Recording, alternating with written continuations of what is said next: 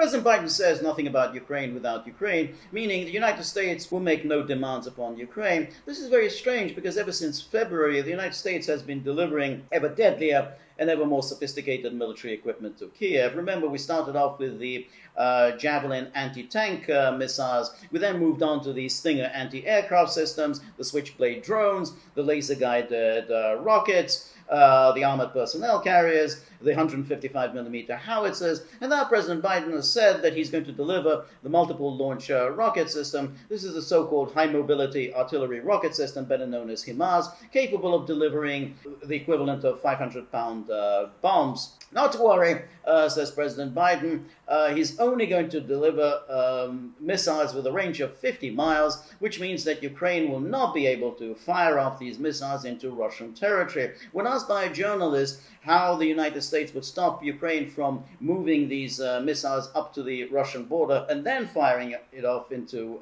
Russian territory, the White House insisted that they had a promise from Ukraine not to do this. So what is the point of all this military equipment delivery? Well, according to President Biden, it's to strengthen Ukraine's hand in the negotiations. But there are no negotiations going on. Moreover, neither the United States nor NATO is insisting that any negotiations take place. And neither the United States nor NATO is putting any limits at all on Ukraine's demands. Indeed, according to NATO Secretary General Stoltenberg the other day, if Ukraine wants to get Crimea back, certainly neither the United States nor NATO will put any restraint upon Ukraine. So where do we go from here? We are now in the logic of escalation, which is when you deliver weapon systems that get you nowhere, you up the ante and bring in more sophisticated military equipment, which means